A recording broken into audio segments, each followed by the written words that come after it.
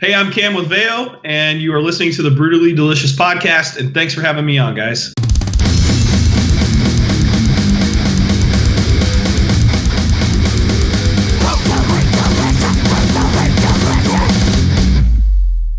Hey, you are listening to the Brutally Delicious podcast. I'm Bruce. He's skating down the ice. He takes a shot. He scores! It's Chris Seegers. Yeah, I'm sorry. You're fucked up. Today, we are going to be speaking with, I'm not sure how to say it, Veio? I'm going to go with Veio. I think it's Vio. Yeah, we'll have to ask him when we get him on the line. But we're going to go with Veio, and... Oh, he's calling right now. Oh, okay. Let's get him on the line. All right. Hang on. Let's see what we got here. Hold on. Hey, how you doing? How are you? I'm doing great. Hey, Chris. I'm Cam. Nice to meet you, Cam. How are you doing? You as well. I'm doing pretty good. Just woke up a little bit ago, but I'm doing fine. Oh, man. Where are you? I'm in Portland, Oregon. Oh, yeah. Okay. So what is it there, like 10 a.m. or something? Yeah, it's 10, and I'm a night owl, so I got up about an hour ago, so... I love Portland, man. I used to go down there sometimes. I'm a little biased because it's home, but I love it too. It's a great place to be. There's a lot of good beer there. There's too much good beer here. I went to this brewery that was at the university. I can't remember what it was called. Uh-huh. And God, it was so good. We got pretty wasted in there. That's the problem though, is like, well, it's not really a problem, but we've got so many breweries here that I don't know which one you're talking about because there's like hundreds. Yeah, I was down there visiting with I used to live in Vancouver, Canada, and we went we went there. Frank Zappa's old bass player lives in Portland. So we went down. Oh, really? Yeah, okay. We went down to visit him, and he took us to this brewery, and we were like, "Oh my god, this is crazy!" Cool. Nice. That's right. That sounds like a cool time. Yeah, it was so, good. Cam, yeah. let me ask you to settle a debate here we had before we got on the air. Sure. Are 5 quarantine beers the same as 1 regular beer in real life when there's no quarantine? Oh, I gotta say, yeah. Yeah, that's what, right. I would definitely say yeah. I gotta admit, I've been drinking a little more than I normally would in this quarantine because there's nothing else to do. Right. It's my excuse too. What's it like out there? Is it pretty still on lockdown kind of, or is it starting to go back to normal? It's starting to go back to normal. We're still officially on lockdown, but our governor out here just announced yesterday that she's opening up a bunch of state parks and stuff. But you could tell, like, for a few weeks there, for being not a huge city, Portland has really bad traffic. And traffic is starting to go back to normal now. Like, it's not like quite as bad as usual, but there's definitely more people on the highways, given like in the morning and rush hour time and all that. So it's starting to come out of this whole thing. So yeah. All right, cool. We can jump right into the music portion of it. Cool, right on. Before we do that, you know why Bruce's video isn't on? Because he's ugly. Oh man! It's because he lives in buttfuck nowhere and his internet sucks. That's why. Actually. So I'm in Richmond, just right outside of. I'm in a suburb of Richmond, but for some reason the internet here just absolutely sucks. When I turn on the video, we drop all the time. So see, that's weird to me because that seems like you should have just normal internet like anywhere else. I would think so too. I mean, I pay normal internet fees, but it doesn't work like it should. So. Oh, weird. There's only one game. There's only one game in town in my little town as well. So I mean, there's no I can't pick another, Xfinity or whatever the other ones are. I have the really bad one, and it's not up for grabs. I have to just use what I got. I'm just gonna rub this in. I live in North Virginia, about 10 minutes from like all the Amazon and Google servers, and they're putting in 2 gigabit internet into our houses soon. Nice. Jeez, just because you guys live right there. Yeah, I have 1 gigabit already. Dang, that's pretty rad though. That's to transfer all the false media. Sorry. Notice there's been a lot of that false media going around the last few months. Oh man, my favorite one, I was telling Bruce about it. My favorite one is there's a photo of like from the Spanish flu, and hey, I like this. Oh, this is just LaCroix. Oh. Oh. I was like, man, we're getting started early. Good morning. But my favorite one is a picture of the Spanish flu, and somebody drew a fake 1G cell tower in there. Nice. That's funny. They're That's like, funny. this is the photo they don't want you to see, and it's like 1G cell tower. Like, From 100 years ago. yeah. That's awesome. That's awesome. Oh, God. You could settle one more debate for us before we really jump in. How do you pronounce the name of the course. band? How do you pronounce the name of the band? Veio. Veio, Right. you were right. I was wrong. I was wrong. I'm always right. You know, it's funny. We get that all the time, and I knew I chose the name of the band when we first started, and I wanted to. And this might be a question you want to ask in the interview. I don't know, but you know, I chose a unique, funky name on purpose, and so like a lot of times people are like, "Oh, I feel so bad. I don't know how to say the name," and I'm like, "That's okay, because that's kind of part of the whole deal." So, yeah, It's the point. yeah. So Veio, yeah. Awesome. So now, I was watching the news. I guess that's the newest single, right? That you have the video up for? Crux? Yes, we just made that semi-public the other day. Okay, Yeah. cool. Yeah, I was just watching that, man. I got to tell you, it's really well produced, and I'm really digging the song. What's been the reaction so far? Well, so far it's only been available to people who sign up for like our pre-sale stuff, and like, you know, kind of like our little fan club kind of deal. Right. But the reaction within that has been extremely positive. Like our Instagram page has grown by, you know, a little bit, not much, but like just through that kind of stuff. And yeah, it's been overly positive so far, which is awesome. Makes us feel good. But we'll be releasing it publicly, like all the way publicly here soon. So you know, hopefully just more positive feedback rolls in after that. What's it like trying to get ready to release an album? I guess it's due out, the third week of June or something, like June 19th, I think I read. What's it like trying to get ready to release a record in this weird, bizarre world we're living in? You know, it's not all bad, but it does kind of suck too, because you get ready to put out a new record and you want to go play this record for people. You want to get out on the road, and that's all part of doing what an album cycle is you release a new record and then you get out and go play. And obviously we can't do that right now. We've had a couple tours that we're supposed to be out on canceled. Everything else is just getting pushed back. You know, I think they're doing stuff like Coachella in November now. What? I heard that they might do Coachella in November. I'm not sure on that.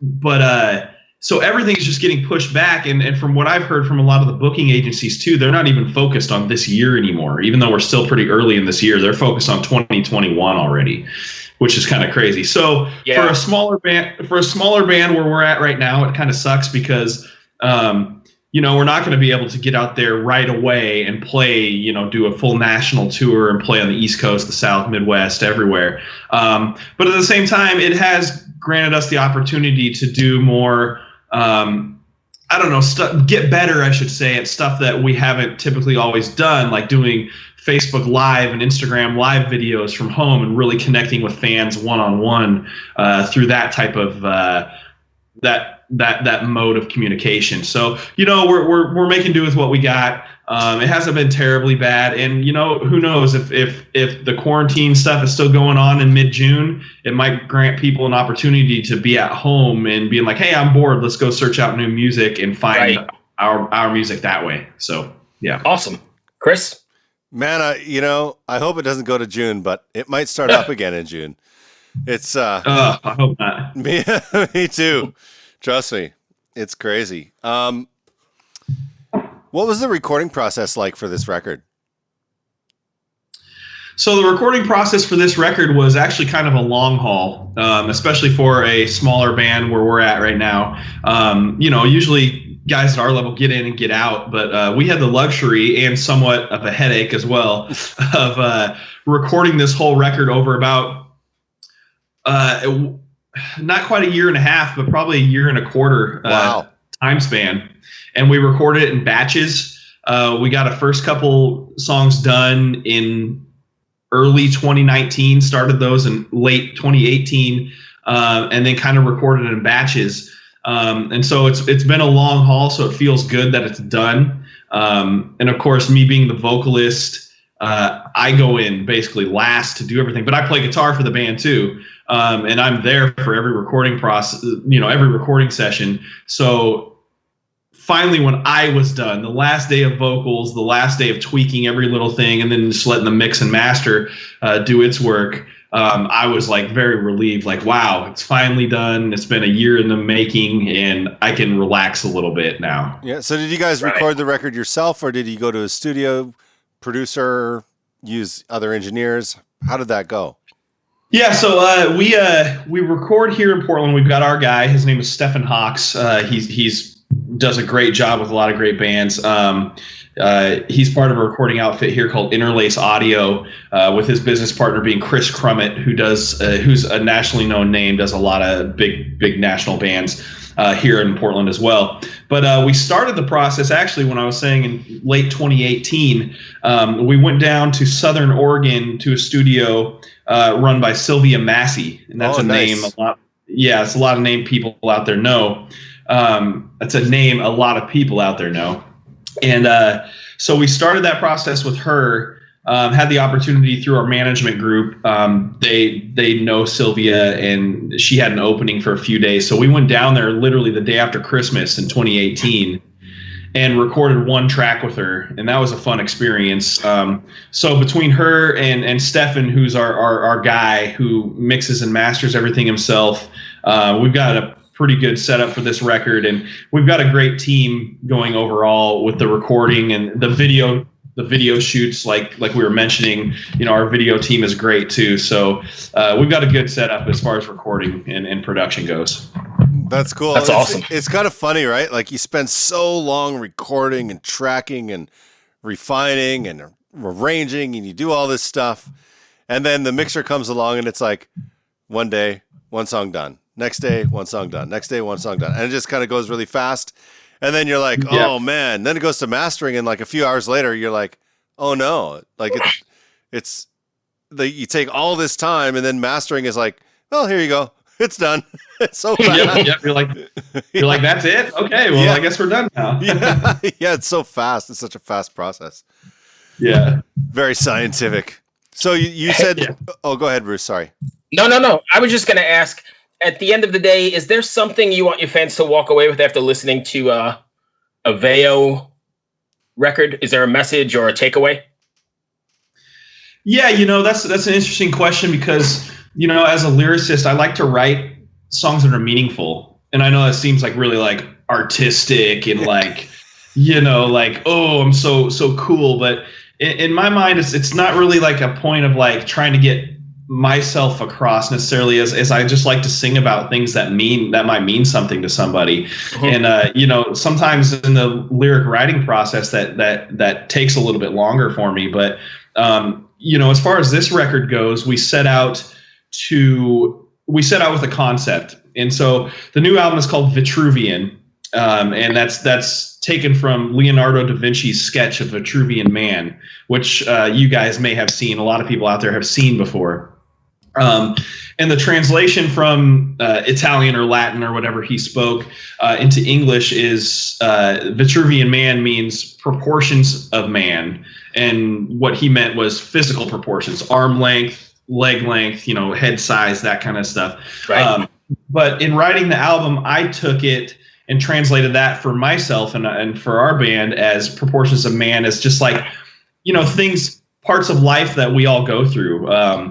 Emotions, experiences, spiritual experiences and connections, just anything like that. And I applied a theme to each song, a concept to each song.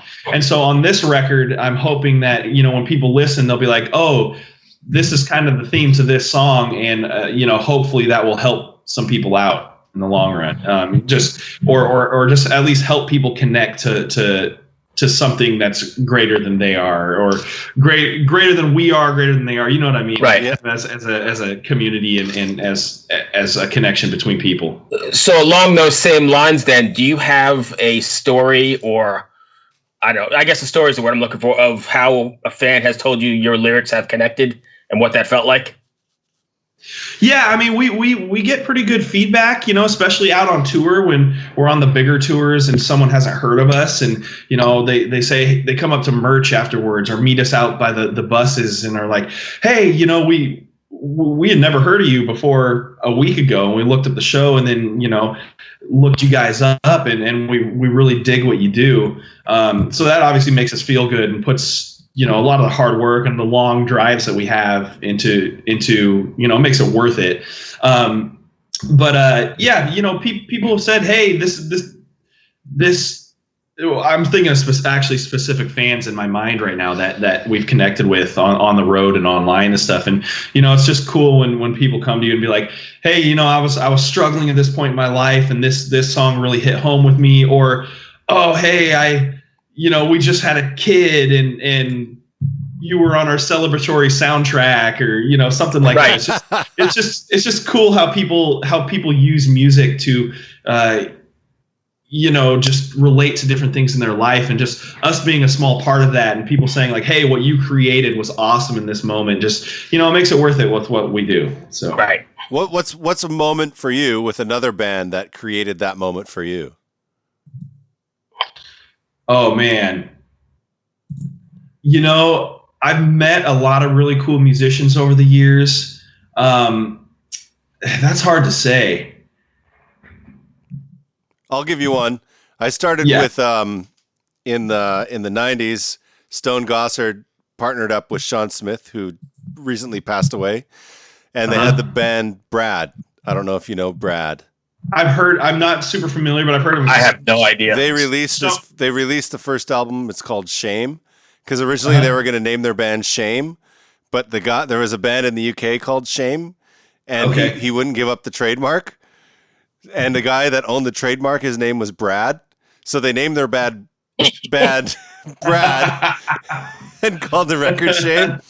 But that record, for me, every time I hear it, it's like one of those surreal moments where it kind of just connects with me in a way that I can't really describe in any other way. It just... Yeah. That's hilarious to say that, but I don't know him personally, but Stone, he's a Seattle guy, so he's up here in the Northwest with us, but I guess certain albums do hit home like that with me in terms of just nostalgia and growing up as a kid listening to them. Like I would probably say Anima from Tool is one of them. Yeah. Man, he's 16 Stone by Bush. Oh yeah. Those were some of my first discoveries of rock and roll, or anything Hendrix. Hendrix is my favorite artist of all time. Oh God, he's so good. He's so good. And so any of those, they were like some of my first discoveries of rock and roll as a kid. So I would say going back to that, but also as a musician now, like meeting certain musicians that you've aspired to or looked up to over the years is really cool. And when they give you compliments, like Sean Morgan from Seether, when we were out with Seether, obviously I'd heard Seether for years and years. And, when he's walking up to you backstage and be like, hey, I didn't know who you guys were when you jumped on this tour, but you're my new favorite band. Like that kind of stuff is cool. That's great. Cool. That's really cool. Yeah. So Bruce? Yeah. So I've got a couple here. So hey Bruce, can you back off the mic a bit? You're getting a little hot. Yeah. I'm always hot, dude. No, sorry. I mean level wise. I thought you meant. Sorry, I lost my train of thought. So everybody has, I guess, that aha moment. Do you remember what the first record you bought was with your own money? I can tell you the first record I tried to buy with my own money. All right, that works. It was Doggy Style by Snoop. Nice. Yeah, and I distinctly remember I was trying to buy it, and my dad was like looking at the record in the CD store in the mall with me, and he asked like the attendant about it, or the clerk, whoever the person working, and I remember the person be like, I don't know if this is appropriate for like however old I was. So that's what I tried to buy, but I think I ended up getting. My brother, who was our drummer, he bought The Great Southern Trendkill by Pantera. Oh yeah, as his first self-bought CD, And I don't really remember what mine was. It was probably honestly like 16 Stone by Bush or something in that realm. So I remember when that record came out, it was all over the radio, man. It didn't stop. Oh, yeah. Radio. Definitely. What's that? Well, hey, that's funny you say that, because out here in Portland, we haven't had a rock station for going on 10 years now. We don't have like a rock station here in Portland. And so when you joke about what's radio, it's like for people like me and the rock community here in Portland, like we've been, I say stuck. We've been stuck with Pandora and Spotify and all those things because we don't have a local rock radio station anymore. So we're kind of in the dark here on what rock radio is nowadays. Yeah, I don't even know. Here in DC, they have they call it a rock station, but they don't really play rock. They kind of play what's that band called? I don't even think they have a drummer. Oh, jeez. What's the name of that? God, I can't remember the name of the band. They're like a hipster band, and they always go, oh. That's but really, at the end of the day, anybody's listening to this podcast anyway. It's gonna Imagine Dragons. Imagine Dragons. Yeah. Yeah, they don't. I think they don't use like normal drums. I don't think. I don't know. No, really? They play Imagine Dragons, but there's another one. They're like a folk rock act, and I can't remember it. Anyways, it doesn't matter. Huge band, but it's not rock. You know what I mean? It's just yeah. I don't know. Well, something I found interesting over the last couple of years, and since we've been getting played on national radio too, and getting into that whole scene, is that alternative is a totally separate genre now. Like you hear these alternative bands or what's being labeled as an alternative band. And I'm kind of like, oh, they're just kind of a rock band too. Like it sounds rock and roll to me, just a little bit different style, but now it's like, for some reason, like a completely separate, like genre of music, which is strange to me. Cause when we did have a rock station here in Portland, a lot of those same, what would be considered alternative now was being played mixed in with, Zeppelin and Metallica and Alice in Chains and all kind of like the classic radio bands, so yeah, crazy, man. Oh man, going back through time. We should add a sound effect here. I don't know, something. I'm sorry for my partner, he's a little far out there. So I dig it. This is what he gets for partnering with a Canadian that lives in the US. This is what happens. Okay, Bruce, you got anything else? I do. I've got one more for you. So we talked about do you remember the first show you ever attended? Yes. The first show I ever attended was an arena show, and it was here in Portland, and it was AC/DC. Nice. Was that the Razor's Edge tour? I don't remember. It was 1996. Maybe. Okay, so something like that. It wasn't the Razor's Edge then. Yeah, maybe 98. I don't remember. I was fairly young, so I don't remember the name of the tour, but I remember the show distinctly. Nice. Would they bring out the cannon? Oh, they brought out all this stuff. There's a big steel spiral staircase that Angus ran up to the top of, and then he took his fretboard and grinded it on the railing all the way down, and of course it was going, but then at the same time they had sparks flying off the railing from it. Nice. So yeah, it was crazy. All right. So lastly, you can settle one more argument for me or for us. Is a hot dog a sandwich? Oh man, that sounds like a real East Coast type question. I have never considered a hot dog a sandwich. Why though? Why? You got me thinking now, but just because I mean, by definition, a sandwich is like something between two pieces of bread, right? Yeah, correct. Yeah. So, but I don't know. I think I think if you took the hot dog and you sliced it into like flat parts, you could put it in between the bread, and that makes it more of a sandwich. But I don't know. I just think of a hot dog as like, I don't know. So the round meat makes it not a sandwich. I think, in my opinion, the round meat makes it not a sandwich. That's the best answer we've had in a while, Bruce. Yeah. So we got to go here in a second, but we had this conversation the other day. I don't even remember what band we were talking to, and they said it's that little piece of bread that holds the two pieces together. You know, that little sliver? Oh, yeah. And they actually, we actually came up with a name for it. Well, let's see if he has a name for it. What would you call that little slice of bread? Or that sliver there? I don't know if I can say it out loud. You can say whatever you want. Yeah. Should I call it like the taint or something like that? Hey, so that's pretty good. I think Chris came up with sausage hymen. No, hot dog hymen. Hot dog hymen. There you go. That's good too. That's bad, but though. You know what? If you think about it, though, Subway sandwiches have that little part, and they're called Subway sandwiches. Yeah, I never thought about that. But there's no round meat in them. Oh, yeah, there's no round meat. But there is a meatball sub, so that is round. But they're cut in half. That's true. But they have the hot dog hymen as them, and they're called a sandwich. So I love you used it in the conversation. That's great. so it's I don't know. Well, that's all I've got. I'm sorry about the bizarre question at the end there. I love it. What a way to. Aren't you glad you came on this podcast? I actually, I gotta say, I really like what you guys are doing because it's more of just hanging out and talking rather than formal interview, and I like that. So thank you for getting it. Yeah, we always call it just a casual conversation with, and that's it. So just people get to know the band instead of like, what's the song about, and right. Who are you dating right now? What's happening here? Yeah. I don't know. And I'm sorry for any background noise. The garbage truck is coming right outside my front window right now. Bruce is over there? You're good. I didn't know Bruce was in Portland. Hey, I appreciate you taking the time, man. Good luck with the record. Stay safe, and we'll chat soon. Thanks, guys. Hope to see you again. Right on, brother. Talk to you later. See you. Thanks. Yeah, bye. Thanks. See ya.